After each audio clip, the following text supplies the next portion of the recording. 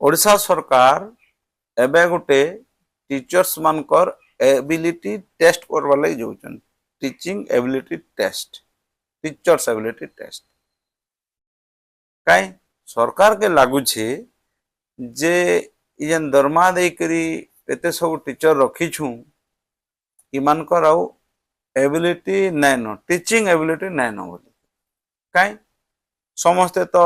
सीटी बीडी करी करी टीचर्स आइछन एलिजिबिलिटी कहीं नहीं रहबा किंतु तिले सरकार के लागू छे जे जेते सबु आम सरकारी टीचर्स अछन समस्ते निजर छुआ मान को लेकर प्राइवेट स्कूल ले पढ़ोछन एंता कि निजे जेन स्कूल ले पढ़ोछन सेने भी ताकर छुआ के नहीं पढ़ावा निजे पढ़ोछन के ताकर छुआ के सेने नहीं पढ़ावा आ जेन प्राइवेट स्कूल उनको दौछन से प्राइवेट स्कूल टीचर माने इमान कनो भी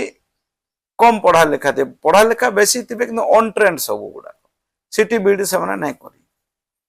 तो जड़े सरकारी डाक्तर जदि निजर छुआ के क्वाक पाखे ट्रीटमेंट कराबा लोक काना कहबे लोक काना बोलबे सेथिर लगी मोर सबू टीचर्स भाई भौणी मन को गोटे अनुरोध अच्छे टीचर्स डे रे जे